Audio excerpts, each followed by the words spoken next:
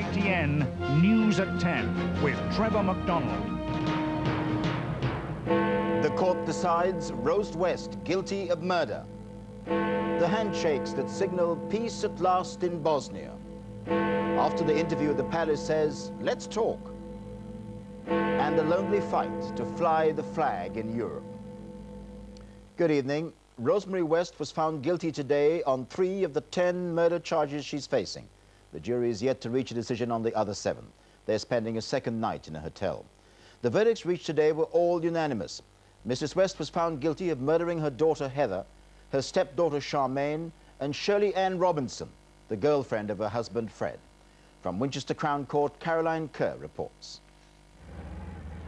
Rosemary West was driven to her police cell tonight, knowing she faces a minimum of 3 life sentences. Though she'll have to wait until tomorrow to hear the jury's verdict on 7 further murder charges. It was just after 3 this afternoon when the jury filed into court, signalling they had come to a decision. The court clerk asked whether they had reached a unanimous verdict on the first count of murder, that of Charmaine West. The foreman of the jury replied yes. "What is your verdict?" asked the clerk. "Guilty," said the foreman. Immediately there were gasps from the public gallery, where Charmaine's aunt broke down in tears. Rosemary West herself looked pale but calm as the court heard the jury had been unable to agree on the next 8 counts. But on the final count of murdering her own daughter Heather, she was found guilty. Heather West was 16 when she disappeared in 1987. Her parents pretended she had left home and claimed to hear from her occasionally.